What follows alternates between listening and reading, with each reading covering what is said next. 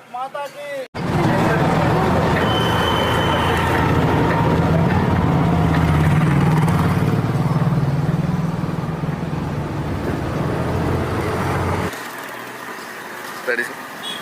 ఈ గణతంత్ర దినోత్సవానికి ఒక ప్రత్యేకత ఉంది. ఎందుకంటే ప్రజల ఆకాంక్ష మేరకు మరి అతి పెద్ద మెజార్టీతో ఏర్పడినటువంటి కూటమి ప్రభుత్వం రథసారథి మన జాతీయ అధ్యక్షులు, తెలుగుదేశం పార్టీ జాతీయ అధ్యక్షులు, మన ప్రియతమ ముఖ్యమంత్రి నారా చంద్రబాబు నాయుడు గారి నేతృత్వంలో ప్రజలందరికీ కూడా సూపర్ 6 ద్వారా ప్రతి కుటుంబాన్ని ఆర్థికంగా ఆదుకోవాలి. అదేవిధంగా గ్రామీణ ప్రాంతాల్లో మౌలిక వసతులు కల్పించాలి. పట్టణ ప్రాంతాల్లో మౌలిక వసతులతో పాటు పరిశ్రమలు, మిగిలినటువంటి ఇన్ఫ్రాస్ట్రక్చర్ కూడా క్రియేట్ చేసి యువతకు ఉపాధి కల్పించాలి.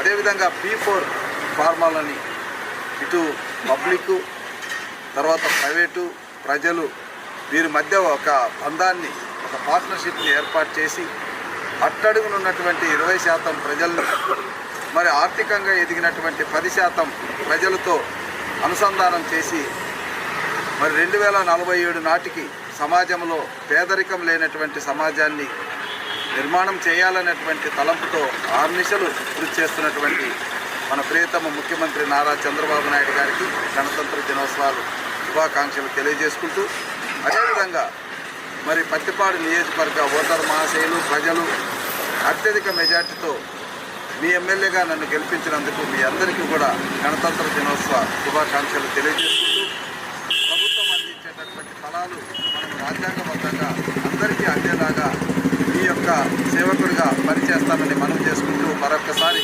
గణతంత్ర దినోత్సవ శుభాకాంక్షలు తెలియజేసుకుంటాం.